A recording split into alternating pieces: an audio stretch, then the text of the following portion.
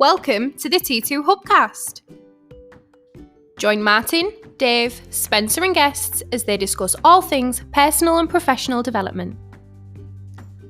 The T2 Hubcast, brought to you by the People Performance People.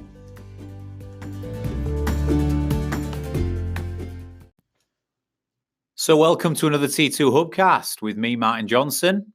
And me, Dave Pendleton. Dave, Martin. we're here again. Indeed. We love the Hubcast room. We do. It's our moment of solidarity away from the chaos, right? Away from our computer screens. It's when we open up and we're free, when we're non-scripted, when we can talk about whatever we want. Unleashed.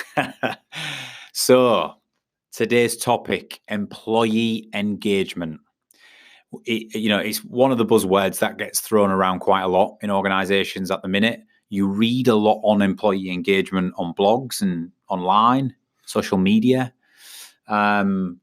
We do quite a lot ourselves on trying to educate around the value and the impacts of engaging your employees. And that's all it is, Dave. If we was to put a definition around it, it describes the nature of the relationship between the organization and its employees. How engaged are the employees in their work, in what they do? How connected do they feel to the organization? We always describe that definition, don't we? It describes the nature of the relationship between the organization and its employees. It's also sort of as a sub-definition of employee engagement. We also talk about that.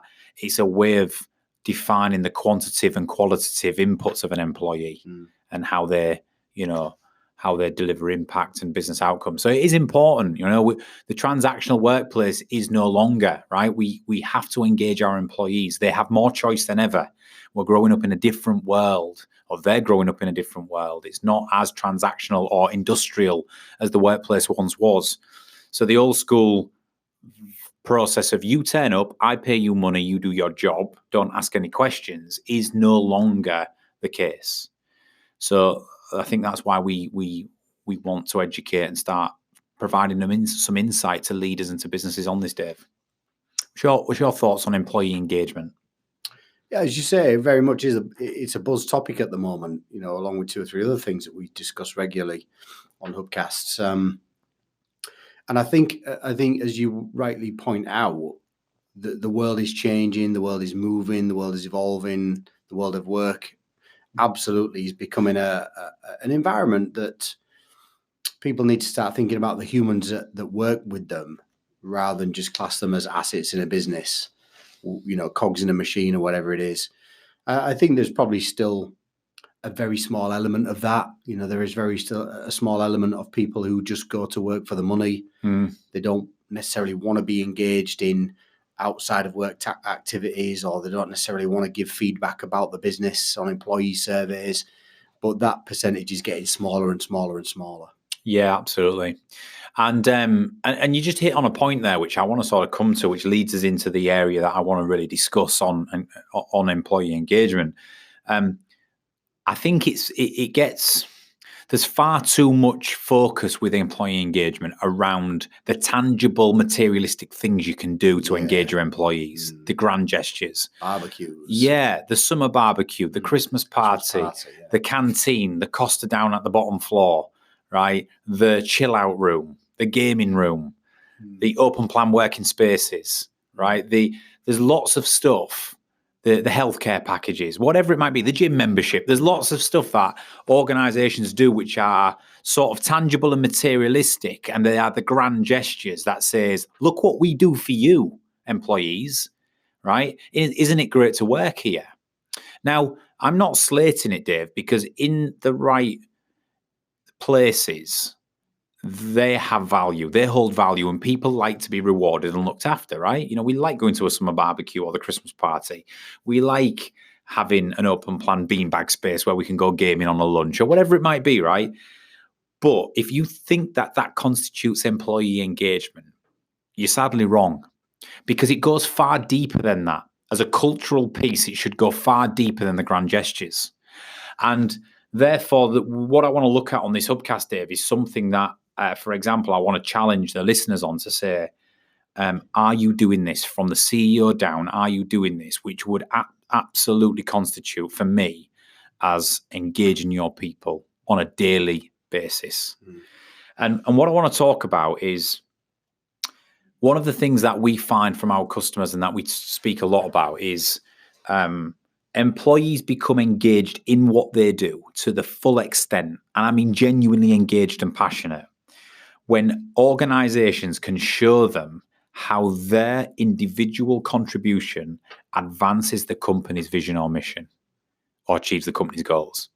So you're talking about the NASA example? Yeah. I mean, well, you smile because you know I'm like a broken record with it, right? But the NASA example being the guy who's mopping the floor in the corridors of NASA, and somebody walks down the corridor, a guest, and says, all right, so what is it you do here? And he says, well, I'm here to put a man on the moon. And that example is absolutely, it's important for me to mop these corridors and keep this establishment clean and tidy so the workers can do the very best work they can do. Ultimately, we're all trying to put the man on the moon. Absolutely. And I think it's an overused sort of analogy, but it's a very powerful one. And I don't think many organizations out there are doing all they can at every individual level to make employees or show employees how their individual contribution advances the company's vision or mission. And some people might be listening to this, Dave, goes, well, it's because I believe we do it here, but we've got 7 or 8 employees, right? Some people might say, well, if you've got between 10 and 50 employees, that's easy to do. You can get to everybody and say your contribution does this for the business. What if you've got 3,000 employees, 500 employees? How can you possibly get to every single person and show them how their particular contribution advances this business's mission or vision? Well, I think you can. I think you should. I think you should, and I think you can. And I think it's a little bit of an excuse if you're not. And not saying that the CEO should do that, but it should run through the spine of the organizational chart. Manage the sectional leaders, the team leaders, the team managers, and so on and so forth. Absolutely, you should. Very few people are responsible for leading and managing more than 20 or 30 people. Well, the optimal on that is the 10 to 1 principle. 10 to 1, You shouldn't really have 10 direct reports to any one leader, really, if you're going to spend an adequate amount of time or a productive amount of time coaching, mentoring, and developing them. So I believe in it, and I see it out there, and the best organizations do it, and the best businesses do it. They don't just bring them in, give them a job description if you're lucky, and say, right, you're going to be measured by that. And they don't just leave it there. They explain intricately why they're here to do a job, what that contributes towards, and in turn, how that advances the company's mission or vision or goals. And so let's talk a few points around this, Dave. So why is it important and why should organizations do it? Well, the number one thing we've got to discuss is everything we do at T2, we talk about, our basic human principles of existence, right? Our basic needs: survival, reproduction, and purpose. Purpose means that as well as surviving, as well as reproducing and continuing the species, we have to feel at an individual level like we contribute to society or to a cause. We have a sense of belonging. And you don't get a purpose or a sense of belonging if you're asked to do things in a transactional way, no questions asked, because I told you to do them. Human relationships don't work like that, right? Whereas if I go, listen, Dave, I need you to do X, Y, and Z over and over again, or I need you to achieve this, but this is why, and this is what it means for the company. It gives you a purpose. It gives you a role and a sense of belonging in the organization.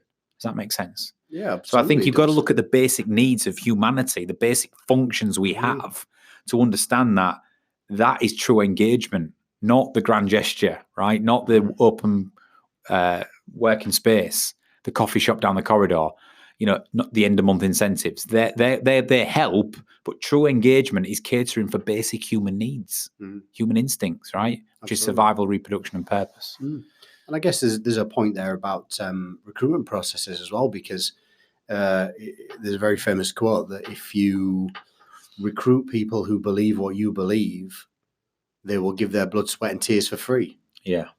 That's a Simon Sinek quote, and I absolutely love it. Yeah. Because, if we have a vision, we have a mission, and, we're all bought into the same thing, then we all end up pulling in the same direction. Yeah.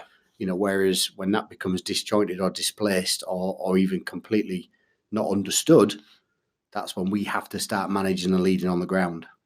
Absolutely. Absolutely. So I guess another part of this in terms of reasons why you should really make the effort to show your employees how their contribution advances the business forward or advances the company's vision or mission is alignment.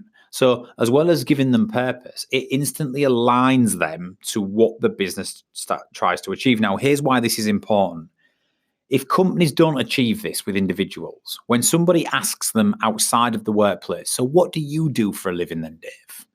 You're likely to say, well, I'm a trainer and I deliver sales training. All right? I deliver sales training, I deliver leadership training. Whereas when you become aligned to how your contribution advances the company forward, you're more likely to respond with, well, I work for Trans2 Performance. We go into organizations and we help them increase sales productivity. We help them drive better cultures. We help develop their leaders. And you start talking about the we, the company. Does that make sense? It does, absolutely. And when you're doing that, that is wonderful for talent attraction, for brand awareness, etc. Because not many employees can talk really proudly and passionately about the organization they serve. They tend to fall straight into, well, I'm a joiner for this organization, or I'm an electrician here, or I'm a finance manager at this company, right? It transforms the way you are aligned to the company and the way you sponsor that in every walk of life. And I think that's really important. So what you're saying is people describe their piece of the jigsaw rather than what the jigsaw shows entirely. Yes. So if you're transactional and you're not sure what you're really contributing for, you will respond with my this is what I do. Yeah, so I'm a joiner for X company rather than I work for a business who build amazing schools. Or I'm a sales trainer for Trans2 Performance rather than I work for Trans2 Performance and we go into organizations and transform the way they lead people or the way they, that difference is all down to alignment, how well you're aligned to the company. Yeah, absolutely. Not just your job. I think that's why we have to, in terms of employee engagement, through the management structure and the backbone of the management system, we have to empower and educate our leaders and managers that they have to show every employee across all corners of our organization how their individual contribution advances this company's cause. And that is really important. It's not just this is your job, get on with and do it because I said so, or because we've got metrics to hit. It's bringing it alive. It's storytelling. You know what? You mentioned something to me, Dave, when we talked about this prior. You said, but Martin, because you do, and you've got a different brain to me, and it's not a negative brain. It's always looking at the alternatives and stuff. And you said, but we work with many companies. Most people don't know how their employees' contribution advances the business forward. Most managers genuinely can't describe how their employees' contribution helps the company achieve its mission or goals and vision. And interestingly, most employees have no clue how their contribution builds the bigger picture, contributes to the overall vision or mission of the business. And that's usually because of a lack of objectives, job description and KPIs, right? You start on day one, you go, right, follow so-and-so. Stuff. That's what you're doing, yeah. So you're right. You are right in that comment, but here's what I sort of thought instantly when you said that. If any organization or manager doesn't have the answer to how an employee's contribution advances the company's vision or mission, if you don't have the answer, then my advice is twofold.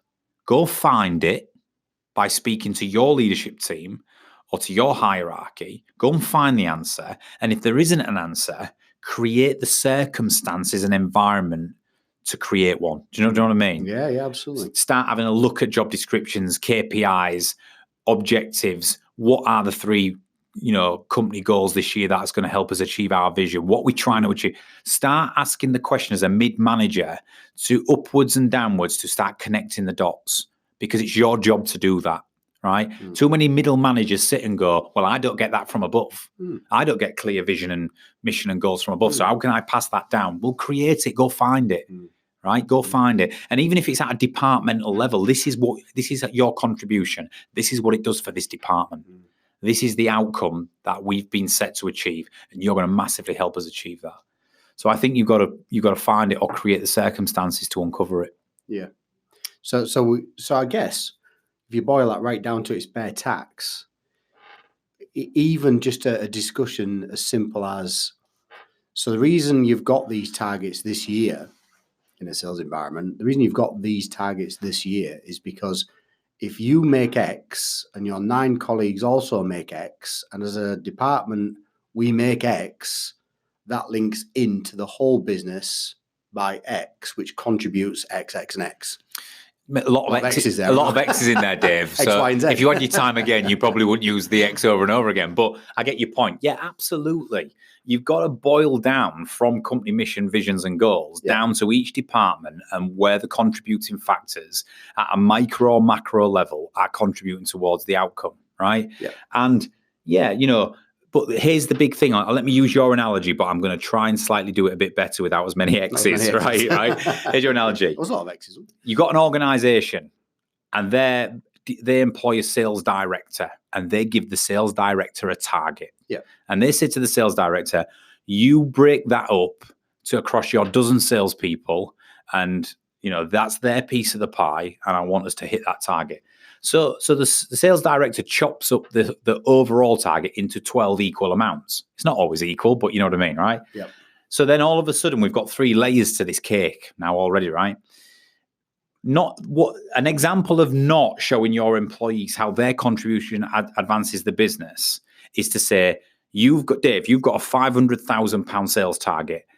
Chop that up into 4 quarters. Right? So you got 125K per quarter. That's what I'm going to measure success on for you. Go. So if that's the level of communication you're going, I've got £500,000 to do for this business. I'm underpaid, overworked. It's a thankless task. You're not engaged, right? Let's rewind. Let's say the CEO gives the sales director the sales target. And he says, listen, the reason why this number is the number is because we want to, the 3 goals of the company by the end of this year is to expand into new markets. Mm-hmm. We want to double the size of the organization, right? Yeah. Which means we want to take more people on, right? But we also want to go into Europe, expanding into new markets. Yeah. And at the end of it, we need the capital to invest in our next revolutionary product or service, our digital offering, which is going to launch in 2020, right? 3-pronged attack.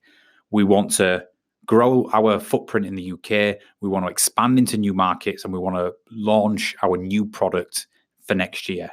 They're the business goals. So this is why I'm giving you this target, because that will allow us, that contribution gives us the capital to be able to achieve those 3 things.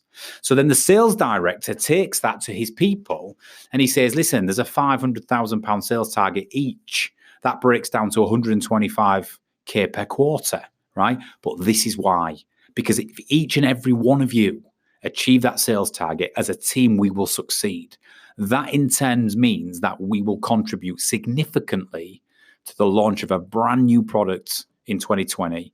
We're expanding next year into new markets. We're going to be growing in the UK and taking on more people. This means more job security for everybody, more promotional opportunities and career progression as we grow. And that is why your contribution matters. That is a completely different discussion. So you've got 500K, Dave, because I've been given this target. Go. Absolutely. But of course, and you might even have this on your list of talking points, there are lots and lots of organizations that don't and won't share that information with their people. Why? We have got no clue. And we ask that question. We challenge people, leadership teams all the time. The transparency issue. Why don't you tell your guys exactly what you're trying to achieve and why? Well, because most of them think that the expansion into new markets and the new product or service is secret squirrel. It's exactly. Secret squirrel and it's confidential and nobody but the board can know, right? But we're going to go and whip our sales team for £500,000 this year with no explanation. That's where disengagement comes. Engagement comes from the fact where you can show your employees how their contribution advances the company's vision or mission. Because then I get it. I can run like the wind because not only now do I know why it's important we hit it, but now I know what's in at the end of it for me.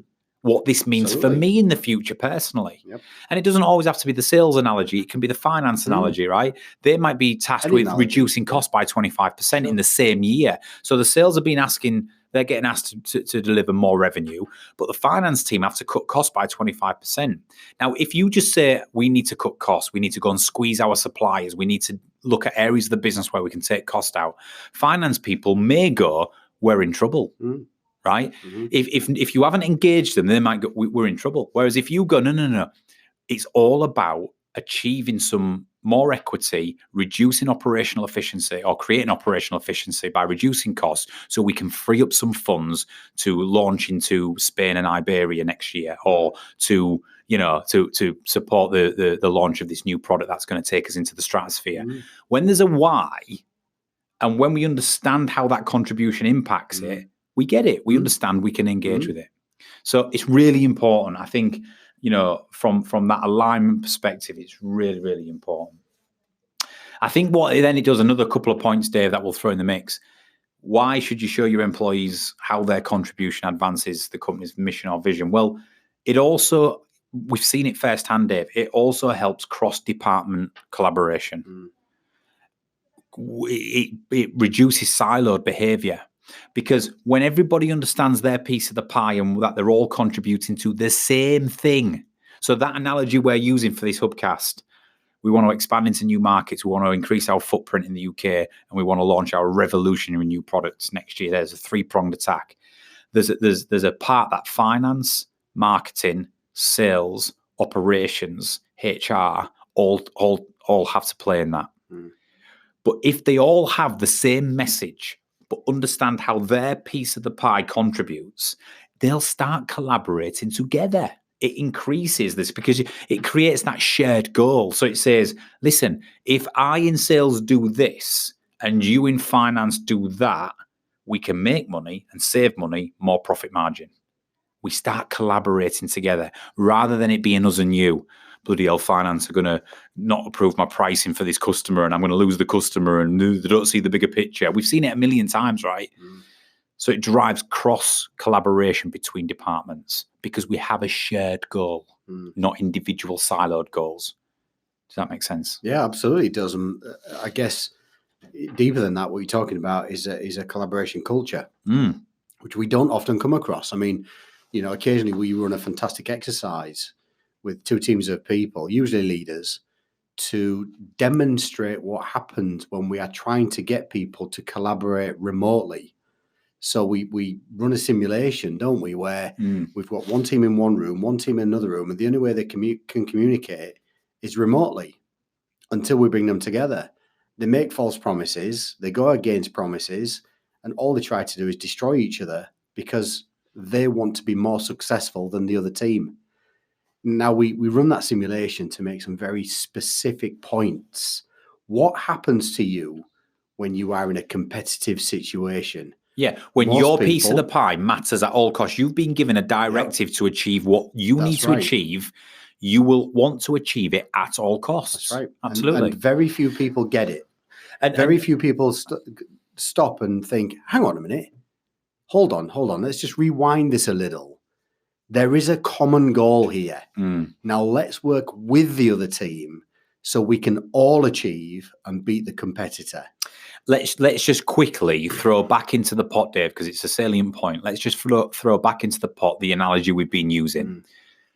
If you don't show every department, every manager, and all employees within those departments how their contribution advances the company's mission or vision, you end up with that siloed transactional thing. So let's look at that in that situation. The sales team are given their sales target. They're trying to achieve their £500,000 a year sales number across a dozen salespeople at all costs. Let's say they don't have the vision and the why. They're trying to achieve their sales target at all costs. Let's now move across to finance. They've been told they have to reduce costs by 25%, right? So they're trying to reduce costs at all costs by 25%. So and vice versa, you could go across to marketing, you could go across to operations. Everybody's trying to do what they've been asked to do. So then they start clashing because sales are trying to make money and spend money to make money and offer lower pricing and do deals with customers or whatever it might be. Finance are the total opposite. They're trying to reduce money. So they clash in certain areas. They're actually counteracting each other because they don't have the common goal. Whereas if they had the shared goal of the reasons why they were being asked to reduce 25% and make 500,000 in sales, how can I help you achieve yours and how can you help me achieve mine? Because ultimately it's about us getting to the goal. Absolutely, yeah. It just becomes a completely different dynamic. People ask me all the time, Dave, why do we get siloed behavior? Well, this has a large part to do with it. When the leadership team, the boards and the managers are not clear on those visions and goals and missions, because let's face it, right? If you don't have a clear vision, goals and mission, then it's hard. Yeah. But even the ones who do, if you keep it inside of the boardroom confidentially and you do not educate your managers and cascade the why down through the organization, so every single employee understands how their contribution advances the company's vision forward, then you create siloed behavior because you're trying to achieve operational metrics from a divisional perspective. Yeah, I think as well, there's something around siloed behavior for me around fear of failure. So because we don't have those clear missions, visions and goals that are shared as a community, we just look after our own area. And as long as our own area is successful, we feel safe. That's regardless of whether it connects to the neighbour to our left and to our right. And that's regardless of whether it's helping them succeed or not. You know, lots of businesses we work with say, well, we had a great year, but the department next to us didn't. Yeah. So as a company, we're failing, but hey, we did all right. And that's what we want to avoid, right? Because it's a common goal. Fear of failure. I think the last point to make on this, Dave, which I wanted to make last, because I think it is the biggest reason as to why organizations should look at employee engagement in a completely different and deep-seated way, and not just the grand gestures and the infrastructure and the physical and materialistic stuff we can provide as organizations. It's very important, don't get me wrong, it's part of employee engagement, but it's the surface stuff. It's not the deep-seated stuff. It's trust. And if you want your employees to become engaged, truly engaged in what they do and in the organizational cause, they have to trust you. They have to trust the leaders and the managers and the key personnel, but they have to trust the organization as a whole. And the only way to build trust, we talked about this on a different Hubcast, there's a few facets to it, but one of the main ways is transparency. If you're not going to tell us and share with us everything and what we're here to achieve and where we're headed and what the plan is, how can we ever fully trust the organization and its leadership team? So you have to demonstrate trust. Yeah, you have to earn it. Absolutely. You have to earn it as well. You have to build trust and rapport between organization and the employees, and not just the manager and the employee. Many employees trust their manager, and actually they sometimes say, the only reason I'm here, we'll look at this twofold. The only reason I'm here is because of my manager. The organization's great. Or you get those who goes, I actually like the organization, but my manager's a nightmare, so I leave. There's many different ways. But it can't just be at manager to employee level. You've got to trust the brand, the organization, everything it stands for, if you're going to become truly engaged. And to do that, this thing we're talking about today around showing employees how their individual contribution advances the company's mission is incredibly important in building trust. And when you have trust, you have a loyal employee who will punch through walls for you. You do. So just a little bit of a wrap up, Dave, on what we've discussed.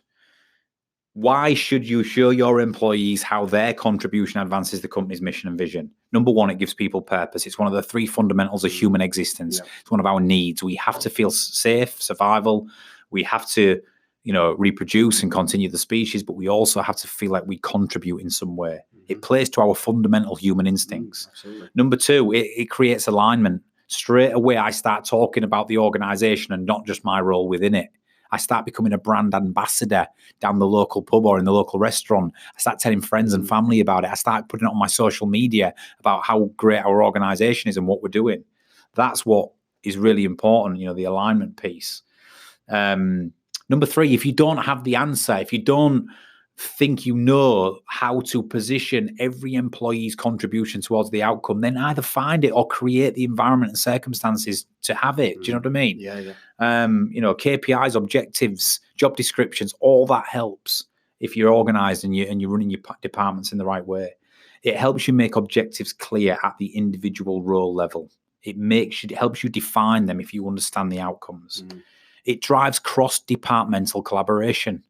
It stops siloed behavior. It certainly goes a long way, Dave, to reducing siloed behavior, right? Because if we have a shared goal and I do this and you do this, we can achieve X, to use your terminology. So it drives cross-departmental collaboration. And finally, we talked about trust. It builds trust between not only the managers and the employees.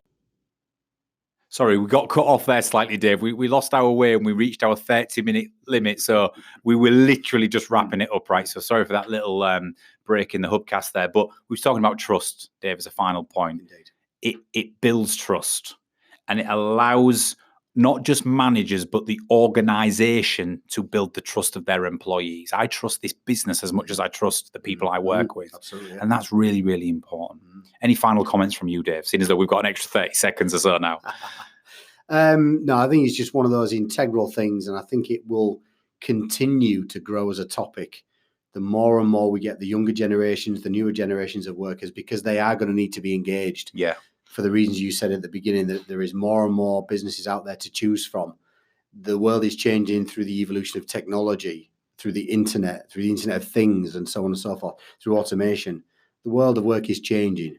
So we need to engage people on a much greater and personal level, rather than just expecting that the company barbecue will bring people together. Yep. It's not about the grand gestures all the time. They help, right? They're good for some people, but not for all. So if you're doing a lot of these things, you're providing a lot of the right environment, you've got the nice, colourful, furniture that you've spent a fortune on, you've got the breakout areas, the bean bags, the Starbucks in the reception. These are all great, right? But look at a deeper level. What are you doing to truly make your employees feel engaged and contributing towards the greater outcome? That's right. Dave Pendleton, enjoyed that. Again, sorry about the blip. Hopefully it didn't make so much of a difference. But yeah, we'll be back shortly with another T2 Hubcast. Dave, Thank you. Cheers.